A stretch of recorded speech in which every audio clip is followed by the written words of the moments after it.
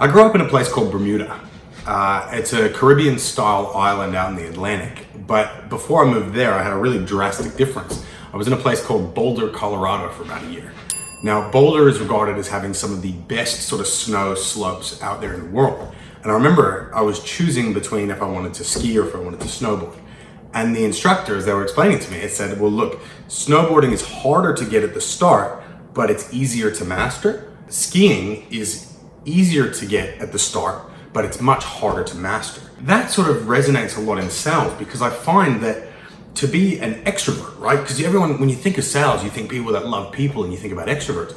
And extroverts don't always make the best salesmen in the long term. It's like that skiing analogy. It's like it's really easy to start, but to really become a master as an extrovert, it's actually kind of tricky. Whereas as an introvert, it's really, really hard at the start because it's very daunting. It's very scary to have to deal with people and learn all the nuances. But once you've got it and once you've habitualized those processes that make sales happen, you really tend to shine. And that's for one reason in particular, is that introverts are generally much, much better listeners. Extroverts, especially people like me, we just get so, for lack of it, bored. Or we want to just add energy to the conversation and run it on our terms, which is great when you first start. But for those really, really intelligent business owners, like in business to business sales, you've got to be a great listener. And so what I wanted to sort of discuss a little bit is a couple of habits that really, really worked for me, going from a super extroverted person to really learning to master the nuances and intricacies that introverts can do towards the higher ticket stuff. You've got to be a better listener.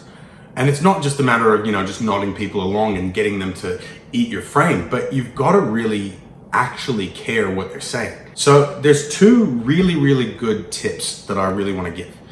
The first is to make sure that you're properly listening. As extroverts, we're so quickly to butt in and add value because we're so good at adding value to conversations. A lot of times people aren't finished saying what they wanted to say. So I call it the 2-second rule.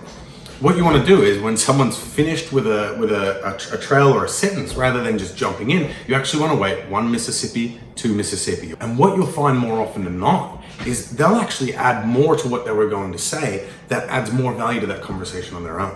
That makes them feel more listened to and they don't feel trampled over in the conversation. If you're really, really struggling with that, I'd actually recommend repeating the last several words that they said so that you really can understand what they said. Really try and recap what they said. If they're talking about one thing and you really internalize and say, what you're saying is this. And when you get that right, what's that going to make them feel like? It makes them feel better. It makes them feel like you're actually listening, which is really good. The second one is more of a before thing. So the first one's obviously an after effect. The first one's a before thing. It's you can tell a lot about somebody by the quality of questions they ask. And the tip for really, really getting an engaging conversation and really being a good listener, don't ask questions that you don't care about the answer to. Ask meaningful questions. Ask questions you actually want to know the answer to.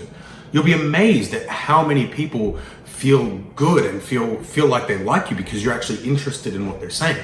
People can tell when you're just kind of nodding them along. If you ask questions that they are passionate about answering and that you actually care about and you show genuine curiosity, you're going to be a better listener.